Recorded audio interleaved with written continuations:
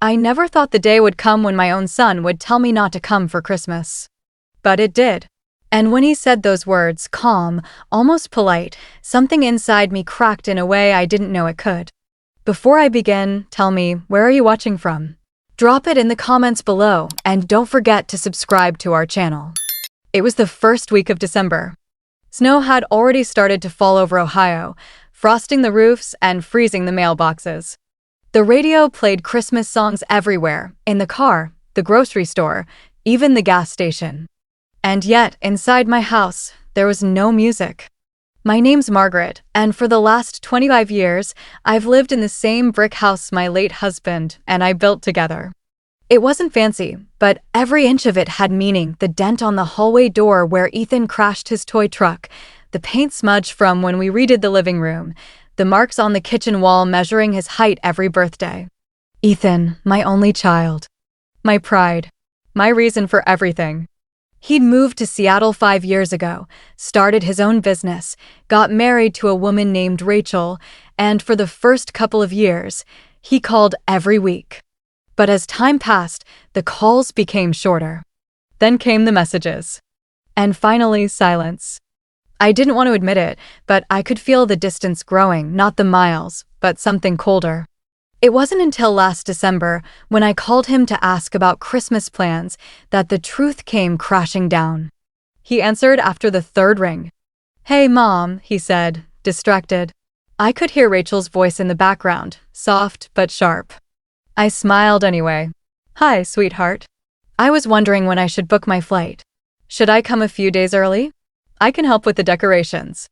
There was a pause long enough for me to hear the ticking of my wall clock. Then his voice, hesitant.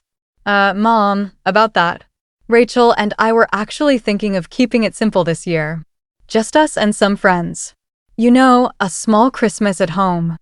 I waited, sure I'd misheard. "Oh, so I should come later then? Maybe for New Year's?" He sighed. "Mom, listen. It's not that we don't want you to come, it's been hectic, and the house isn't really set up for guests. Maybe we can plan something after the holidays." Those words, "after the holidays," landed like stones. I tried to keep my voice steady. "So, you don't want me there for Christmas?" "Mom, don't make it sound like that," he said quickly. "It's just easier this way." Easier.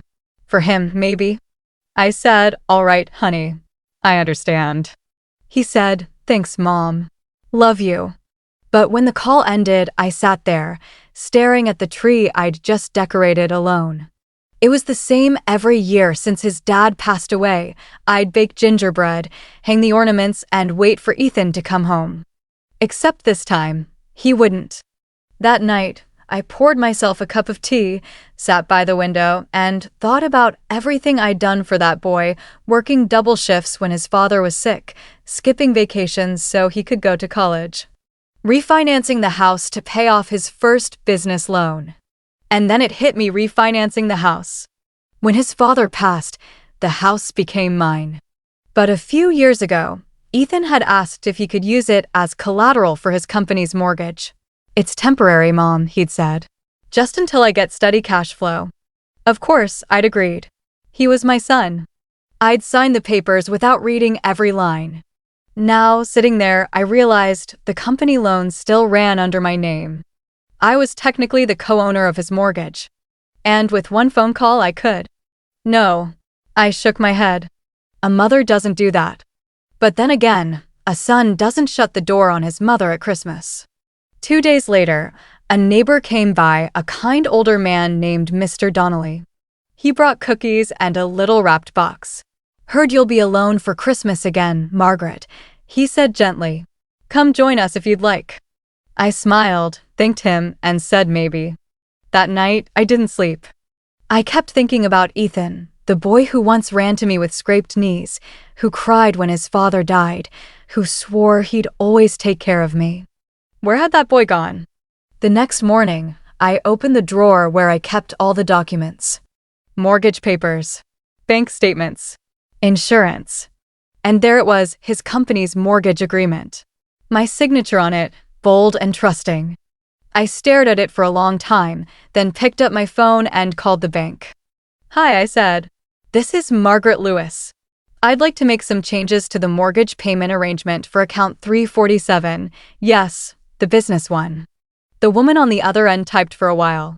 Ma'am, you're listed as co-owner. You have full authority to pause or cancel payments if necessary. Pause them, I said slowly. For now. Until further notice. When I hung up, my hands were shaking not from guilt, but from something new. Power. That same evening, I received a message from Ethan. Hey, Mom. Hope you're doing okay.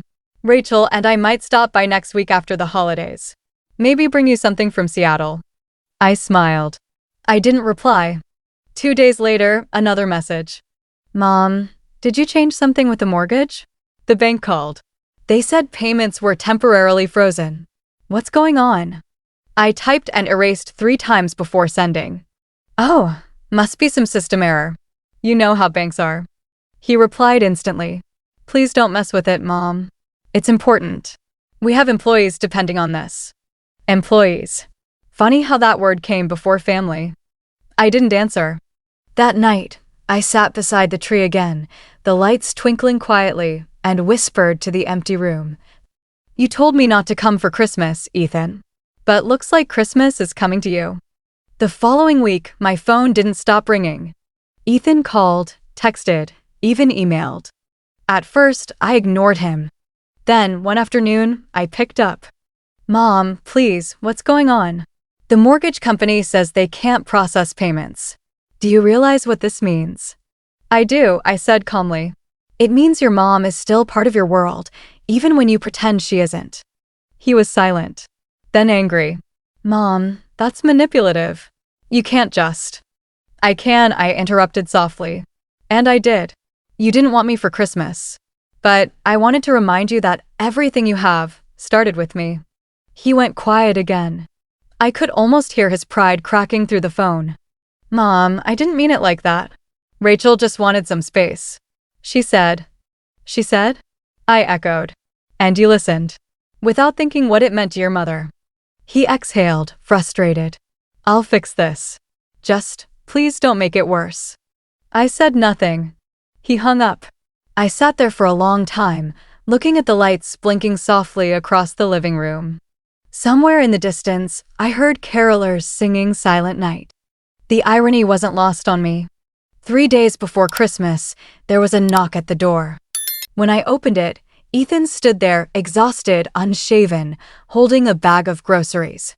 Mom, he said quietly, can I come in? I stepped aside. He walked in, looking around like he was seeing the house for the first time in years. It's the same, he whispered. Even smells like cinnamon. I didn't smile. He turned toward me. I messed up.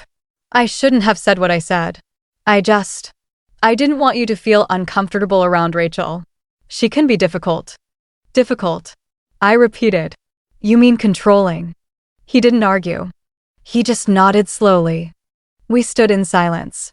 Then he said, I'll fix the mortgage thing tomorrow. I just came to check on you. I looked him in the eye. Ethan, you don't need to fix anything. Some things fix themselves. Others teach lessons. He frowned, unsure. What do you mean? I didn't answer. I just turned to the fireplace and added another log. He watched me for a moment, then said, I'll call you tomorrow, Mom.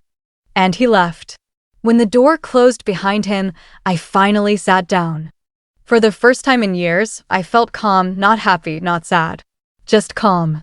But the next morning, something unexpected happened, something that would change everything again. I stood in the middle of my living room, still holding my phone in my hand, the echo of my son's words ringing in my head. Mom, please don't come for Christmas this year. It'll just be easier that way. Easier for whom? For him? For me? For the woman who now called herself his real family? I sat down slowly, my knees trembling. I had given that boy everything, my youth, my savings, my dreams. When his father left, I didn't complain. I worked 2 jobs just to keep our home warm, to keep food on the table. And now, he couldn't even bear my presence at Christmas? The next morning, I woke up with swollen eyes and a strange calm. Pain had a way of numbing you after a while. I walked to the kitchen, poured myself some coffee, and stared at the calendar. December 22nd. 2 days before Christmas. 2 days before my son was supposed to make me feel unwanted. That's when I made a decision. If he didn't want me there, fine. But he was about to learn something no one ever taught him, that love isn't just about giving, it's about respect. I took out a folder from my cabinet, mortgage documents. When his father and I divorced, I had kept the house and later helped Ethan buy his own. I had been paying his mortgage quietly every month for the last 2 years, without ever telling him. It was my way of protecting him, even when he thought he didn't need me. No. I picked up the phone and called the bank. My voice didn't even shake when I said it. Hi, this is Margaret Sanders. I'd like to cancel my monthly mortgage payment on 3474 Oak Ridge Drive. The lady on the other end paused. Are you sure, ma'am? That's your son's property, right? Yes, I said coldly. But I don't think my son needs my help anymore. When I hung up, my hands were trembling, not out of regret, but release. For the first time in years, I felt powerful. That afternoon, I received a group photo from Ethan, him, his wife, her parents, and their perfect little golden retriever, all smiling in front of a beautifully decorated Christmas tree. The caption said, "Family means everything." Family. Everything. I couldn't help but laugh, not bitterly, but quietly, because he was about to understand what everything truly costs. 2 days later, I got a call. Mom, Ethan's voice was trembling this time. The bank called. They said the mortgage payment didn't go through. They said the account was closed. Yes, I said simply, sipping my tea. That's correct. He was silent for a few seconds, then his voice cracked. Mom, why would you? Because, Ethan, I interrupted softly, you made it very clear. You don't want me around. So, I assumed you didn't need my support either. There was a pause on the line, a long, heavy one. Mom, please don't do this, he said, his voice small, almost like when he was a little boy asking for forgiveness. But it was too late. Christmas morning came, and for the first time in years, I didn't set the table for two. I didn't light the cinnamon candle he loved, or bake his favorite pecan pie. I simply sat by the window, watching the snow fall outside, letting silence be my company. Around noon, someone knocked on the door. When I opened it, I froze. It was Ethan. He was standing there, eyes red, face pale, holding a small box wrapped in silver paper. Mom, he whispered, can I come in? I didn't answer. I just stepped aside. He placed the box on the table and said, I shouldn't have said what I said. It wasn't about you. It was about me. About how guilty I feel every time you do so much and I do so little. I didn't speak. I wanted to believe him, but the ache in my chest wouldn't let me. Please open it, he said. Inside the box was a photo frame, a picture of me holding him as a baby. At the bottom, a small engraving read, the woman who gave me everything, even when I gave her nothing. For a moment, I couldn't breathe. He looked at me, his voice breaking, I'll make it right, Mom. I promise. But just as I was about to hug him, I saw a message flash on his phone. It was from his wife. Is she still crying? Don't forget to remind her to restart the payments before Monday. My blood ran cold. He wasn't here out of guilt. He was here because of money. I smiled slowly. You know what, Ethan? I said, standing up. I think you should go. I've finally realized something. He blinked. Mom, wait, please. But I didn't wait. I opened the door, and for the first time in my life, I said the words I never thought I could. Merry Christmas, Ethan. You taught me how to stop giving. He left in silence, snow crunching under his feet. And as I watched him disappear down the driveway, I whispered to myself. Sometimes, losing your child isn't a tragedy. It's freedom. 3 days after Christmas, I sat in my quiet living room, staring at the cold fireplace. The tree lights still blinked softly, but the magic was gone. My heart, however, was no longer broken. It was sharp, cold, awake. I wasn't going to cry anymore, I was going to act. I spent years helping Ethan, cleaning up his messes, paying his debts, writing his excuses to banks and bosses. He thought I was weak because I loved him. But love, when betrayed, turns into something else. It becomes strength. The next morning, I went to the lawyer's office. Mr. Hensley, my old attorney, looked surprised to see me. "Margaret," he said kindly, "I didn't expect you before the new year." I smiled. "I need to make a few changes to my will." He raised an eyebrow. "You're cutting Ethan out?" I nodded slowly. "Every single penny." Instead, I created a scholarship fund, the Hope of Mothers Foundation. It would go to single mothers who worked 2 jobs to raise their children, women like me. The lawyer smiled. "That's poetic justice." I just said, "No, it's freedom." A week later, Ethan called again. This time, his tone was different. Desperate. "Mom, the bank said they'll take the house if I don't make payments. Please, I need your help." I kept my voice calm. "You should talk to your wife, Ethan. I'm sure she'll figure something out." "Mom, please, don't do this to me." "Do this to you?" I whispered. "You already did it to me. I'm just letting you live with it." Before he could reply, I ended the call. That night, I received a photo message. It was their house, stark empty.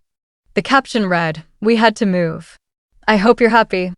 I stared at the picture for a long time. Was I happy? Maybe not. But I was peaceful. Weeks passed. I started volunteering at a local shelter for single mothers. Every woman I met reminded me of the version of myself that used to cry behind a locked bathroom door while her child slept peacefully, unaware of her pain. And one day, as I was leaving the shelter, I saw a familiar face sitting on the bench outside. Ethan. He looked tired, unshaven, worn down, lost. He stood up slowly and said, "Mom, I don't expect forgiveness. I just wanted to say, you were right." I looked at him quietly. "About what?" He took a deep breath. "About the cost of love. About respect. I thought money made family. But it's love that does. And I destroyed that." Tears stung my eyes, but I didn't let them fall. "You didn't destroy it, Ethan," I said softly. "You taught me who deserves it." He nodded slowly, turned around, and walked away, not looking back once. I watched him until he disappeared into the fog. And then I whispered the same words I had said on Christmas Day, but this time, they felt different. Sometimes, losing your child isn't a tragedy. It's the start of your life. I turned away, smiling faintly, knowing that my story, the story of every mother who gives too much, had finally ended on my terms.